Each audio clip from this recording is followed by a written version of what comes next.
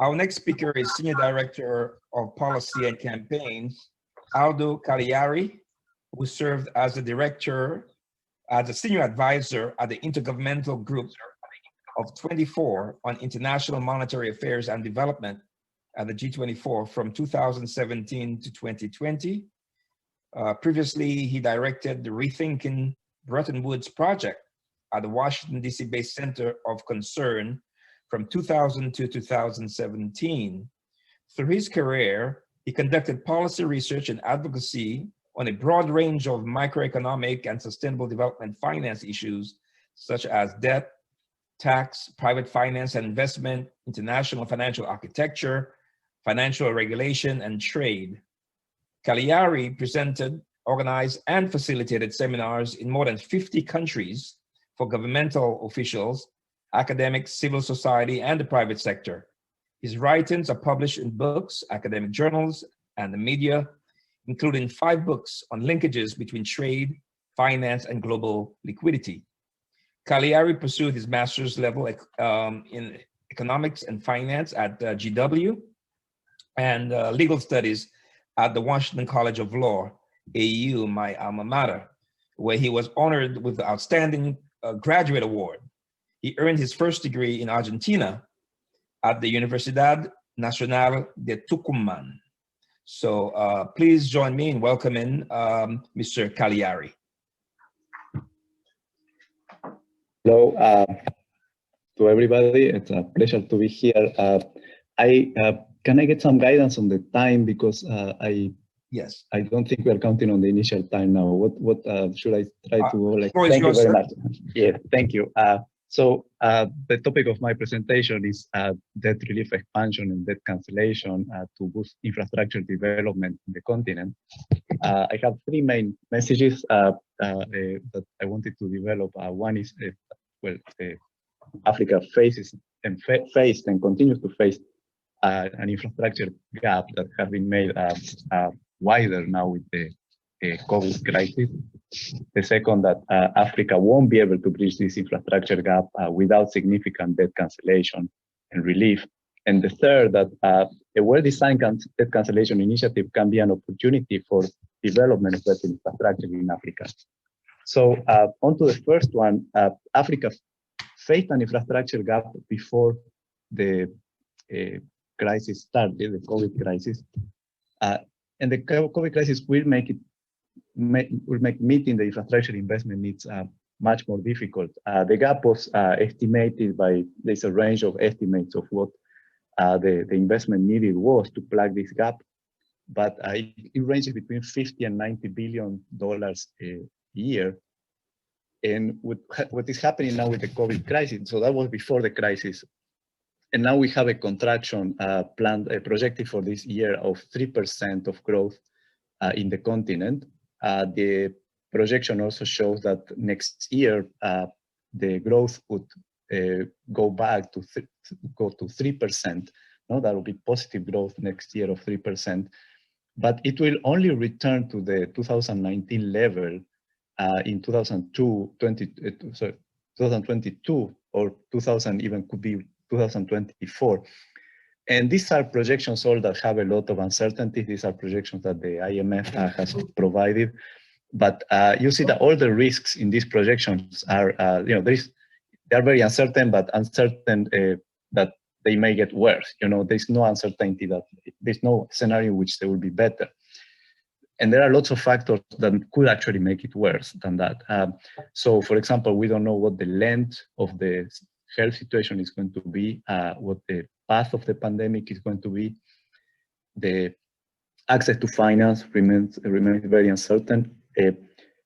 And the response of economic activity also, because it's not just about the fact that many countries have been forced to impose lockdowns on economic activity, but even in countries that lift those lockdowns, those economic lockdowns, there's an aversion to exposure that is also having an impact on economic activity. And the research is finding that it's not just, even in countries that are trying to reopen activity, things may remain very slow simply because people are trying to avoid situations of exposure. No? So businesses will not be functioning to the same capacity, to the same level that they could before COVID hit. And so this is meaning in all countries significant falls in tax revenue, falls in the level of exports, of remittance, of investment. So what does this mean for the infrastructure gap that I was talking about?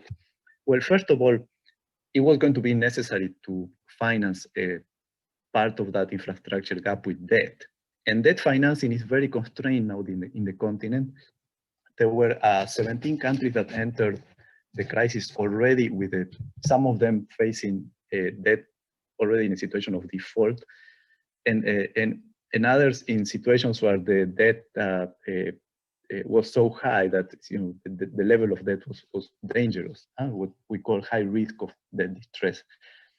And so far, countries have seen a range of increases, very high increases in debt to respond to the pandemic. So increases that range between 10 and 25% points of GDP, depending on the countries. And so this is obviously going to make it a lot more difficult to finance infrastructure through debt. So it was difficult before, it is going to be more difficult now. The fiscal response packages in the continent have been of an average of 3% of GDP. And this is just to have a sort of comparison point. 23% of GDP is the size of the fiscal response packages in wealthy countries. So the average. And so in Africa, we're talking about 3 percentage points of GDP. But also because there is less capacity to finance these fiscal response packages with external resources, what a lot of countries are doing is actually reallocating resources from other budgets. And so this is impacting also infrastructure negatively because, when you have an emergency, the first casualty when you need to reallocate funding is capital spending, infrastructure spending. So this is another phenomenon that is impacting infrastructure negatively. And the third way in which this will have some impact on infrastructure is for countries that were involved in a range of public-private partnerships, well, they have engaged in these contracts to attract private investment into infrastructure. Some of those contracts have built-in guarantees for the private investors that normally kick in a situation of crisis. For example, minimum demand guarantees, minimum revenue guarantees. So clauses that the government is going to compensate the private partner in a situation of force majeure, as this would be, for example, the public health crisis. So this could be an additional burden on the budget of several countries in Africa. It's still because the contingent liabilities. This is what it is called. These liabilities that kick in the eventuality of something happening.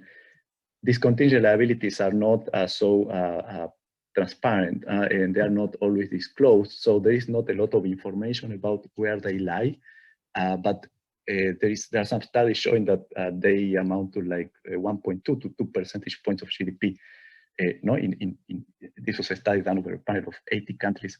So there is a huge potential also for a negative impact on budget because of these public-private partnerships have been signed in many cases. So these are, it's going to be more difficult to finance the infrastructure gap after the COVID crisis. So my second point is that Africa will not be able to bridge this infrastructure gap without significant cancellation or relief. I'm not saying that this is the only condition to bridge the infrastructure gap, but it is most certainly, I think at this point, one can look at the numbers and say most certainly it's a necessary condition. Shortly after the crisis started, the March of this year, African finance ministers requested a waiver of debt payments for the whole year 2020. That would have amounted to a waiver for 44 billion of debt payments that were due this year, and that waiver be extended for 2 more years. And the response that we have had so far from the international community has been, until the beginning of this month, was only a debt suspension. So a suspension of payments that are deferred. So countries still have to make those payments later after the suspension ends. The suspension was initially extended until the end of this year. So what has happened now in the context of the G20, this was a G20 initiative, the G20 has extended that suspension into the first half of next year, and it's possible that it may be extended into the second half, depending on an evaluation of the situation to be carried out in the spring. But perhaps more important and relevant, because this debt suspension obviously is not going to move the needle in terms of opening space for financing the infrastructure gap. There is another initiative that the G20 has launched now in October, looking at the seriousness of the debt situation. It has promised to have a common framework for debt treatment beyond the debt suspension initiative. And this common framework for debt treatment is going to be released at a meeting. The G20 is having an extraordinary meeting of finance ministers that's going to be within the next couple of weeks before the G20 meeting of leaders, the summit that happens in November 21st and 22nd. And it will be very important. So just to give you an idea, the debt suspension initiative has freed space for the countries. So it applies only to the 73 poorest countries. 38 of them are in Africa, only 35 for different reasons. Not all of them actually can apply for this initiative. 35 of them can apply. Now, 46 countries eligible have applied, of which 28 are in Africa. And the initiative has released a total of $5 billion. So I was saying finance ministers requested waivers of 44 billion. You are talking now here of a suspension, a deferment of 5 billion that still have to be paid later. So you can see that how that it is a very small portion. Part of the reason why, part of some of the shortcomings why that is such a small portion of the debt would have to be addressed in this common framework that the G20 has proposed. We are working with a lot of with partners and colleagues and trying to advocate for a stronger framework, coming out of this G20 meeting, a framework that first of all is going to promise, it's going to allow for the reduction of debt. So not just a suspension of payments, but an actual reduction that has to be significant. And it will have to allow for a participation of all public creditors. And there is a huge issue now, for example, the suspension of payments. For example, some of the Chinese banks have been claiming that they are not a public creditor, so that they are not part of the Chinese government, and therefore they are not, they should not be suspending the, payment to them should not be suspended. So we need to make sure that the participation is of all the public creditors, but also another factor in the why the impact of this initiative of the suspension has been so little is the lack of participation of the private sector. So we really hope this common framework by the G20 is going to involve the private creditors. It's going to have mechanisms to compel private creditor participation, because what you have is a situation where so far no private creditor has let go of any payment. There have been no forbearance from any private creditor to Africa. And this is nowadays a significant portion of the debt. Actually, in the cases of several countries, it has been the main reason why they haven't even bothered to apply for the debt suspension, because there's so much debt with the private creditors. They say, what we stand to gain from the public creditors, if forgiveness or suspension, it just doesn't really make sense for us to even go through all the hurdles of that, because most of our debt is with the private creditors. And the country coverage also has to be wider than this. So this is 73 poorest countries, as I said, 38 of them in Africa. So in Africa, you have 54 countries. So if there are a lot of countries that are left out of this initiative because they are considered high income or middle income countries. And this is obviously, it's a crisis where many of these countries are also affected very strongly. So the list needs to be a broader list of countries, or at least the criteria to determine which countries are going to receive the reduction cannot be based only on income. No, there are other factors that are very important to consider. So, this is something that we are monitoring very closely. We really expect that there is going to be a stronger response, and it's going to be certainly important for infrastructure development if that the response to the debt problem in Africa has to be a lot more robust. And I move to my third point, which is that a well-designed cancellation initiative can be an opportunity for the development of better infrastructure in Africa.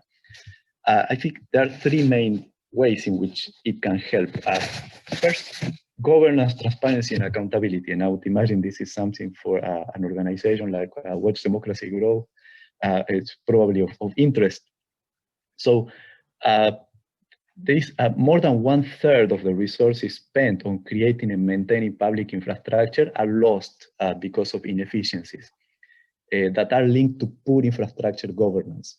So the institutions in the framework for planning, for allocating, and for implementing infrastructure investment spending, how they are governed, the fact that they are not always, that there are no mechanisms for accountability in the spending, for the transparency, all of that translates at the end of the day in that 1/3 of resources being lost, it's wasted.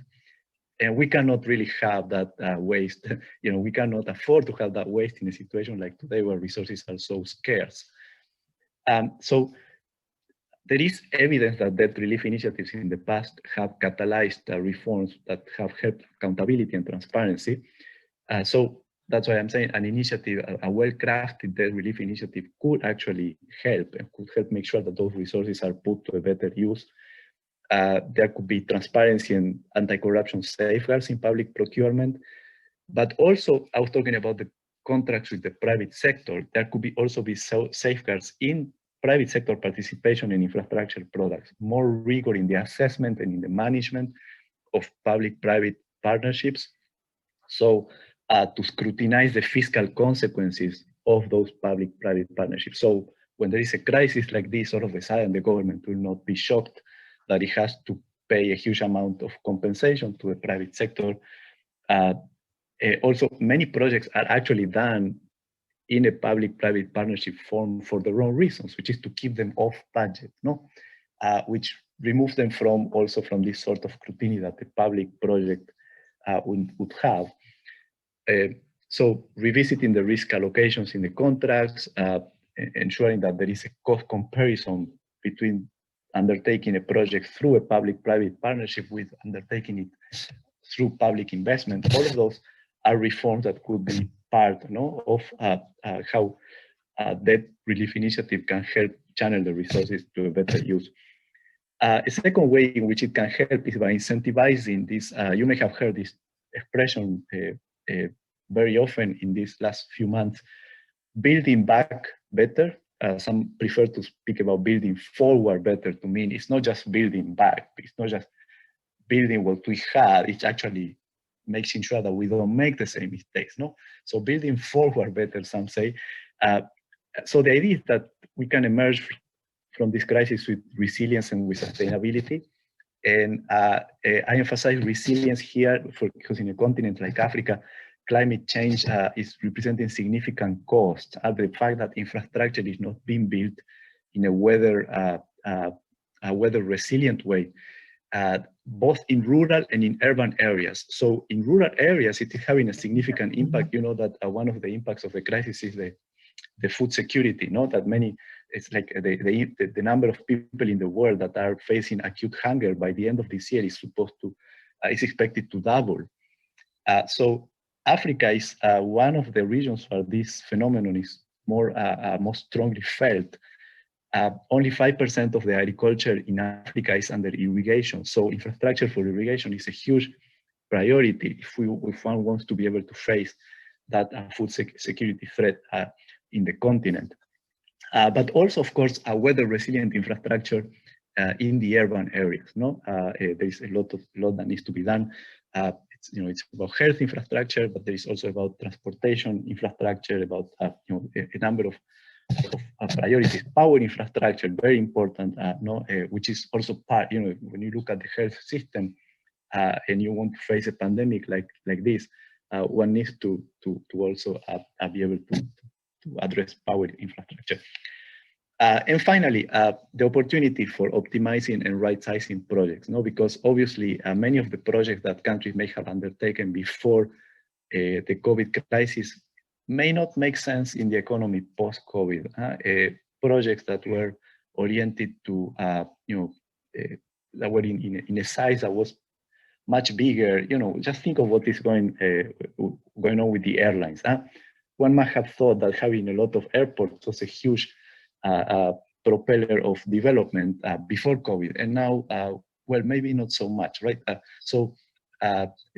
There are better ways to think about infrastructure. I like that in the previous presentation, there was a lot of discussion about the survivalists. No, how much does infrastructure help the survivalists is perhaps a more important question to ask in these times than trying to build huge projects that may not make sense in an economy where the engines of growth are going to be dramatically different, or at least very different from what they were before the COVID crisis hit. So with that, I end my presentation. Thank you very much.